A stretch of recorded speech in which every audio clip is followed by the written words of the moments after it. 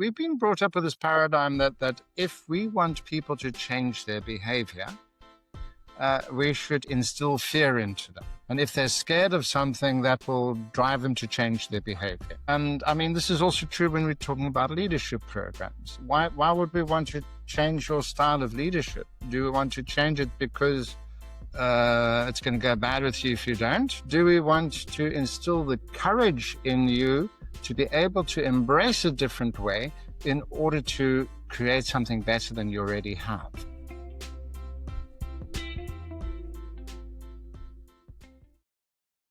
Hey folks, welcome back to the Coachful Coaching Leadership Podcast 2026 version. Today, I'm joined by Markus van Alphen. He's a leadership psychologist, author, and creator of the observational listening method. It's a practical way to connect emotion and communication so that leaders can influence with more humanity. He's written books including The Excellent Leader, and he works as a trainer, organizational consultant, counselor, and practitioner. Markus, welcome back to the show and happy 2026. Thank you. And nice being back. Like you said earlier, it's been almost a year since we've spoken last. Yes. And you're still in Amsterdam, right? Or in the Netherlands? Well, officially based in Amsterdam, but I am sitting in good old Spain right now. Okay, Spain. Yeah, I'm a digital nomad, so I can actually sit and work anywhere in the world where they have a good internet connection. Yes, I think Spain qualifies for that. Okay, well, hopefully you're enjoying your time there and soaking up some of the scenery over there. Yeah, not yet the weather because it's still winter, yeah, so it's quite cold. Look, it's the winter solstice is done, so it's only getting brighter earlier moving forward until we hit the summer. So brighter days ahead, my friend. Look, last time you were on, we talked a lot about emotional intelligence. We talked a lot about, as a leader, the importance of observational listening, to listen first, to not be judgmental, and to use that as a way of leading your teams better. I think there's something else on your mind for recently, and let's talk about it. Well, it's not so much different. It's all in the same line. Mm-hmm. Because basically, as you know, my whole mission is I want people to be happier. I want people to enjoy more well-being in their lives. And seeing as our working lives are such a large proportion of that, of our normal lives, I mean, generally, most people spend more time with their colleagues and at work than they spend with their families. Yeah. So for me, that's been my focus, is how do we increase the well-being of people? And I believe one of the key ways to do that is via leadership. So good leadership, if you have a good leader, and this is where that empathy aspect comes in, somebody who's empathic is better able to listen to what you're saying, better able to hear the underlying meanings of what you're saying, and is better able to align with who you are. And I believe that helps in creating an environment where people experience more well-being, and that is good for the bottom line. And I think I've mentioned this before, that there is also research that shows companies who have empathy as their baseline or their basic strategy generally do something like 3% per year better on the bottom line per year, compounded redundant. Okay. So there's a lot of empirical evidence of what you just said, right? But I think the subject you wanted to bring up was the role of anxiety and fear in trying to drive performance. Sure, because basically this is one of the paradigms that we've almost been, shall I say, brought up. I don't mean by our parents, but I mean by society. We've been brought up with this paradigm that if we want people to change their behavior, we should instill fear into them. And if they're scared of something, that will drive them to change their behavior. And I mean, this is also true when we're talking about leadership programs. Why would we want to change your style of leadership? Do we want to change it because it's going to go bad with you if you don't? Or, and this is the opposite way of looking at it, do we want to instill the courage in you to be able to embrace a different way in order to create something better than you already have. Mm-hmm. That second one, you might have noticed the word anxiety is missing. Yeah. Courage.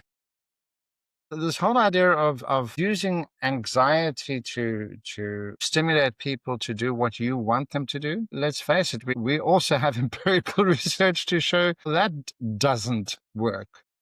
So simple example, capital punishment. Why would we have capital punishment? Well, to stop people committing very serious, heinous crimes. Correct? Well, the question is, does it work? So what did they do? In a couple of states in America, they actually said, okay, we're going to stop with capital punishment. And they followed the serious crime rates for many years. I can't remember exactly how many. Maybe it was 10, maybe it was 15.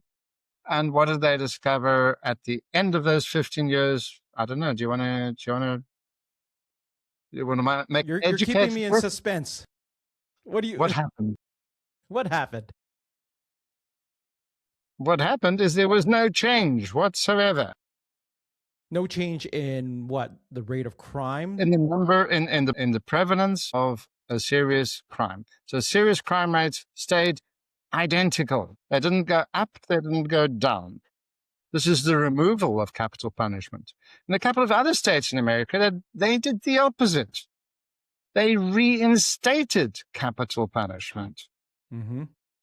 And they also followed there. What happened to the crime rates?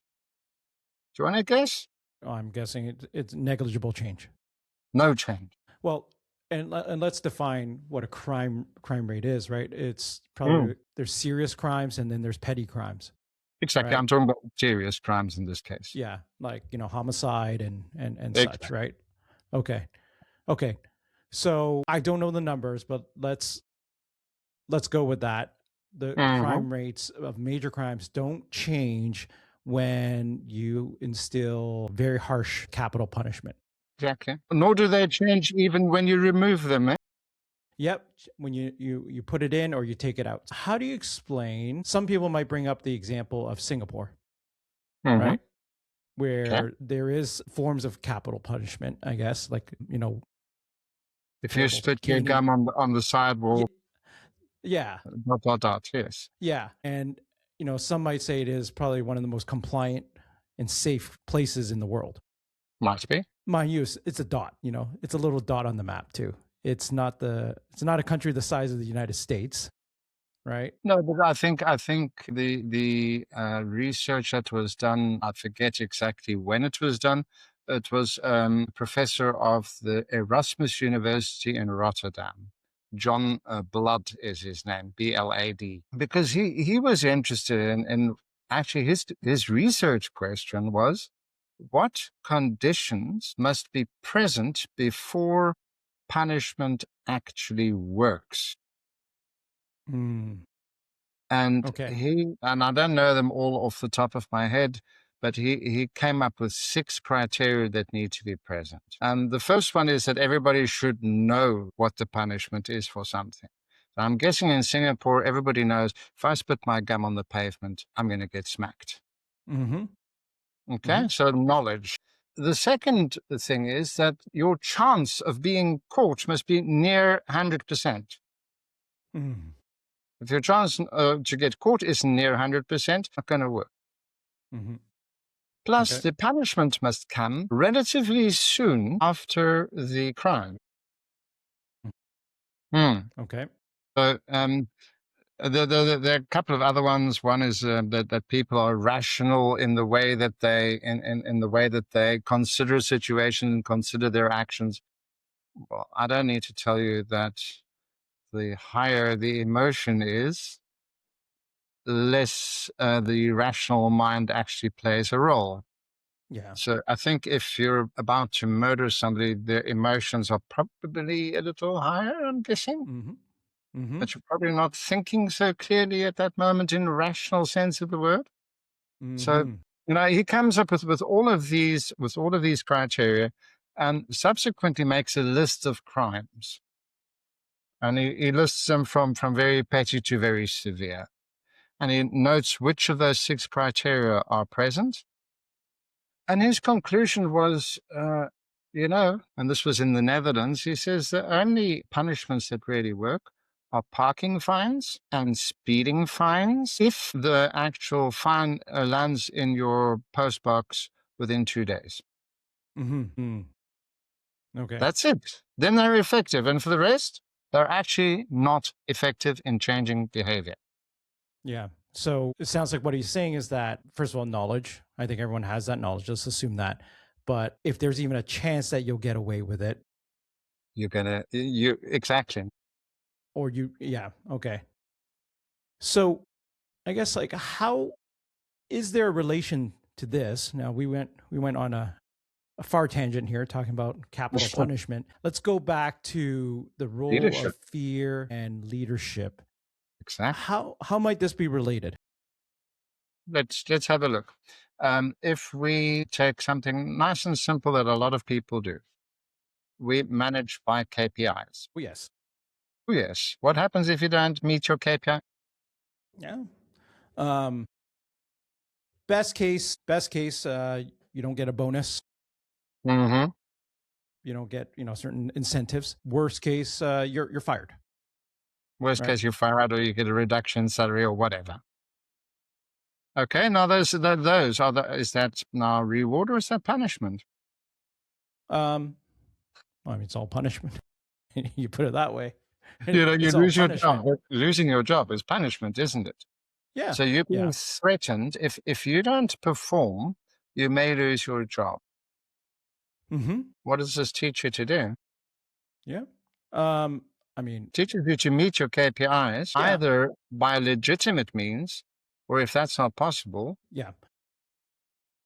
So what I observed is that, KPIs, they have the best of intentions. Like the simplest one for every company out there is revenue targets. That is probably this. Sure.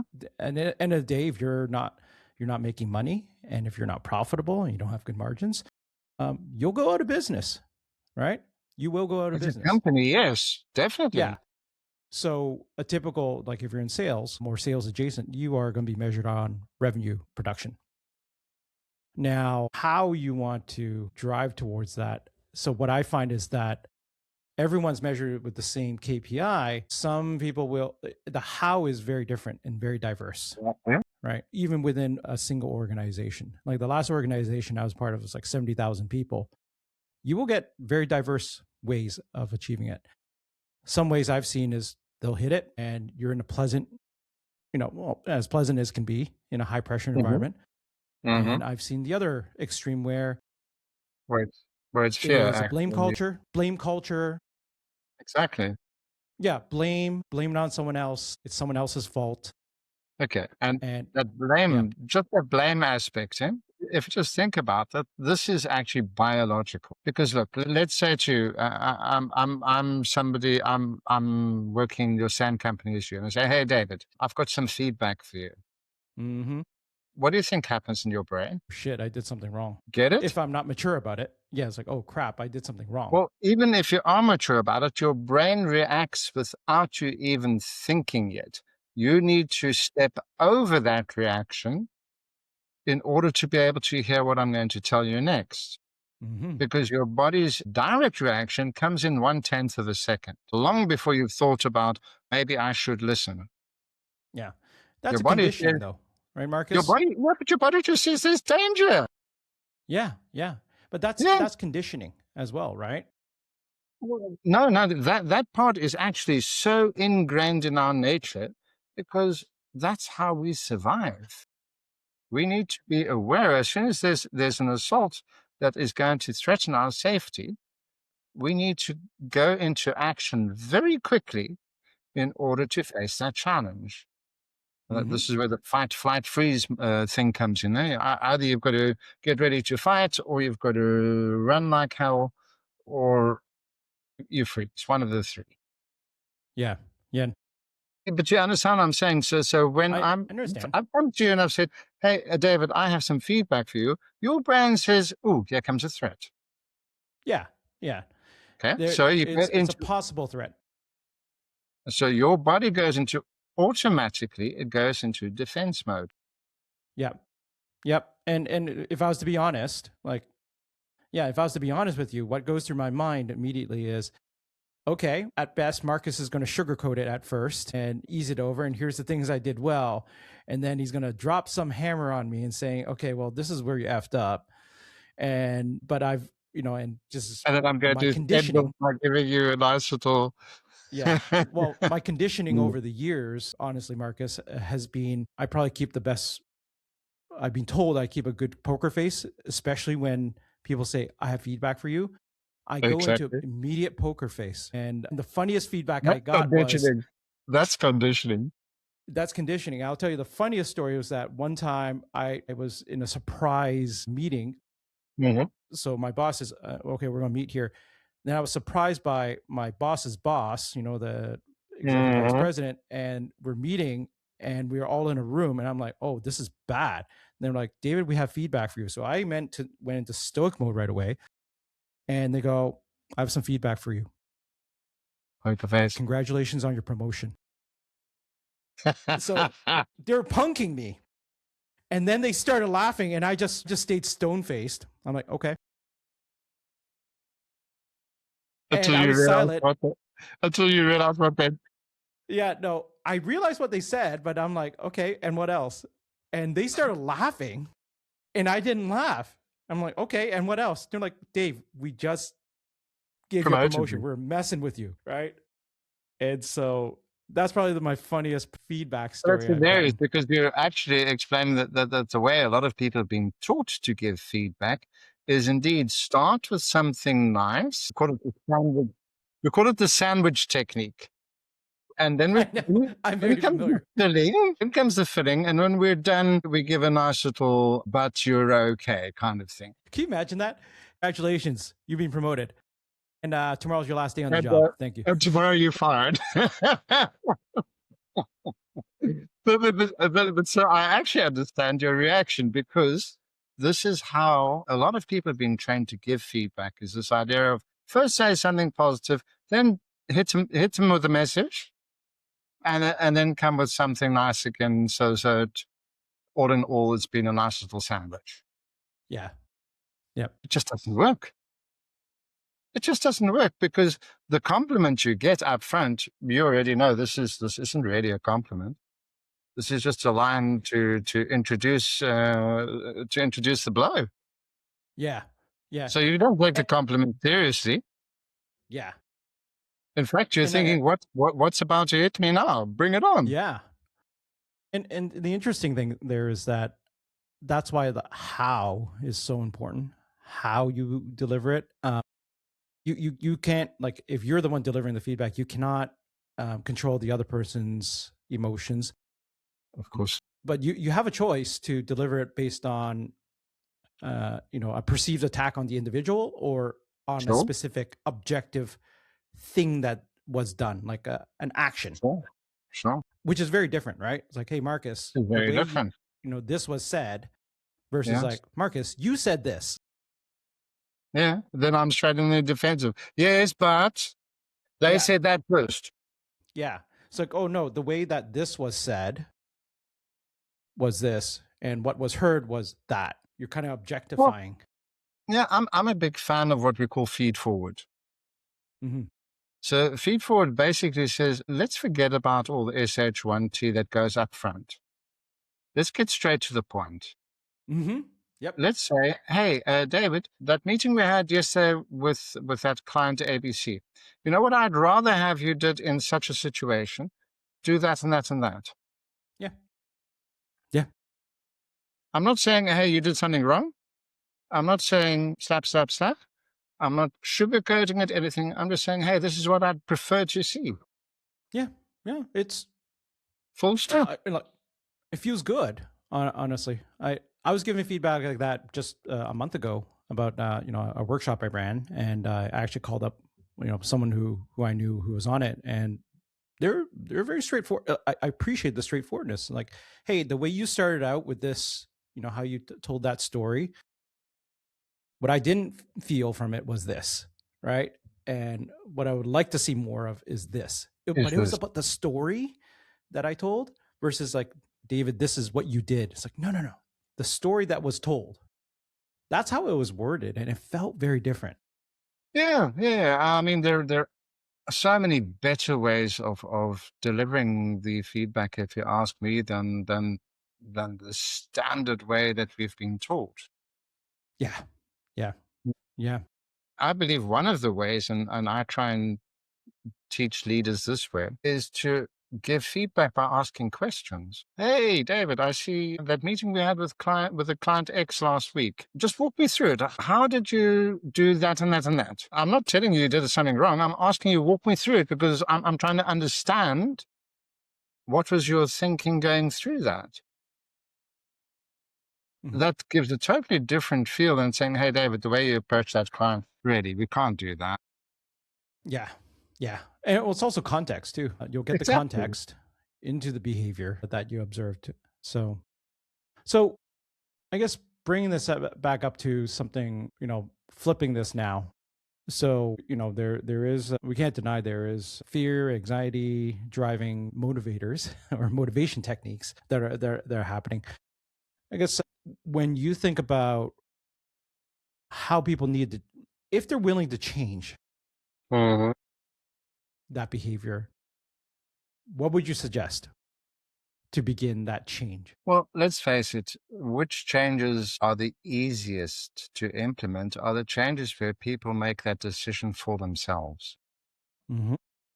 In other words, it's not driven by any rationale whatsoever. It's just driven by somebody thinks, hey, this is a good idea. I'd like to change. These are the changes that work the best. Mm. And if we use that principle, then basically it's about how do we create the conditions that people can do this. And now we come back to a whole plethora of subjects that we've also discussed on the previous time. Psychological safety. If Mm-hmm. there's no psychological safety, what's going to happen? Because then we're literally on that fear-based paradigm. If there's no psychological safety, you don't feel safe. It's anxiety-based. You're not going to open your mouth unless you have to. Yeah, you won't get the best out of people. That's for sure. Yeah, you'll get the best out of some people, but you won't get the Very best out few. of a lot of people. Very Yeah. few. Yeah. Very few. There are some Yeah. people. No, there are some people that respond to it, and I have observed it as well. Some people do respond to a fear based, and once they get validated. They do, especially, this might sound funny to say this, but especially people with a low self-esteem, Mm-hmm. Yes. they respond a lot easier to punishment Mm-hmm. because it has a far more direct effect on their sense of well-being. If they're able to defend themselves in an attack, I'm just putting it in maybe bad words, but that gives them some sense of competency. Mm-hmm. Yeah.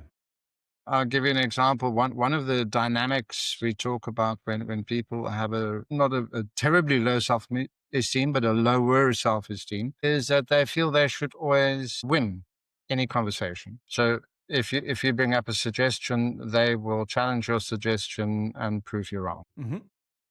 So as long as they win, they're okay. Hmm. Hmm. Okay, Hmm. so with them, the fear tactic is more likely to work than with somebody who is not that way inclined. In other words, with them, you can still say, okay, if we do your thing, it's your responsibility. Hey, now they start thinking, oh, shit, my responsibility, it better work. Maybe I should also listen to what this person's telling me. You get what I'm saying? I Uh, totally get it. Whereas somebody who is more okay with themselves as they are, with them, the punishment, they just sort of think, well, I can always get another job. Yeah. Yeah. It's never as bad as you think it is. No. It's never as good as you think it is either. So, yeah. Well, Marcus, I do have one or two more questions for you. So, one more. I love questions. I know you love questions. So, one of them is, what are you looking forward to? Well, I'm actually just looking forward to, and I've said this previously to somebody else as well. I believe the place where we can change the world to be quite honest, is the mid-sized organizations. I don't believe there's much change to be expected from large organizations. They're too set in their ways. The mid-sized organizations, and this is my opinion, I don't have data to back this up, but I have the idea they're more open to taking courageous steps to doing things differently.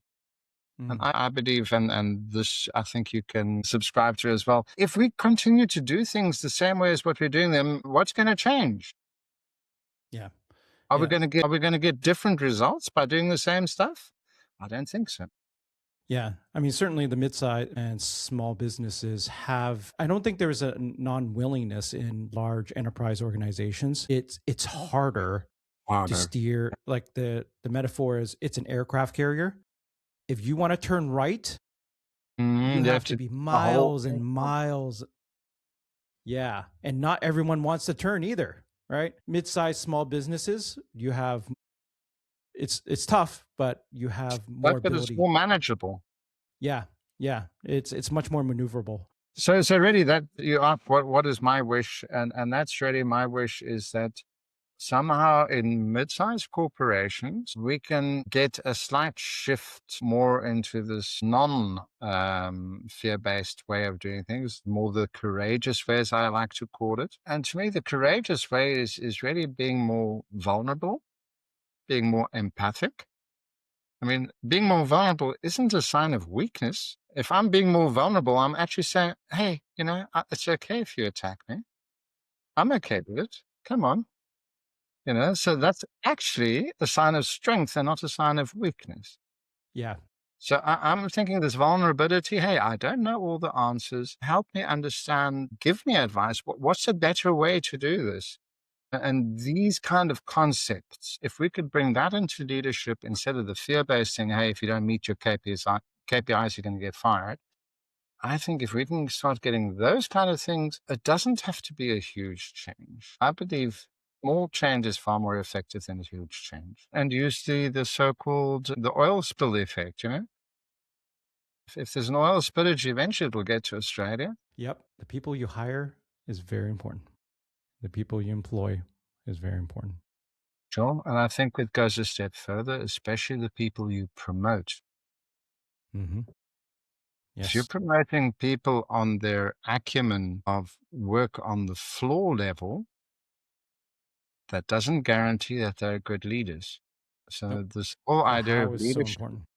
Exactly. And just like you say as well, the leadership development aspect is so important. Yep. Well, if I was to take a last funny tone on this, like if everyone listened to all the advice that you gave and I gave, right, you and I would be out of business. Fortunately. I'd be happy to get out of business. Well, yes. And I would love to just be in the business of pure joy and pure happiness. And how do we make that even more better? Exactly. Humans are humans, and that's okay. Right. And I don't think we're going to be out of a job soon, David. Okay. That'll be good. All right, my friend. Well, look, it's been 30 minutes. Flew by as usual, my friend. Nice chatting with you once again. Yeah, nice chatting with you. Well, thank you very much for making the time today, and enjoy your time in Spain. Hopefully, at some point it warms up and you get to spend some time outside. Spring's coming. Spring is coming. All right, my friend. Well, thank you very much for joining me today. Thank you for the invitation as well. Yeah, and thank you everyone for listening in to the Coachful Coaching Leadership Podcast. We'll see you next time. That's a wrap on this episode of the Coachful Coaching Leadership Podcast. I'm David Fung, and my mission is to help leaders grow, lead with impact, and build thriving teams. If you found this valuable, subscribe, leave a review, and share it with a fellow leader. Until next time, keep leading with purpose.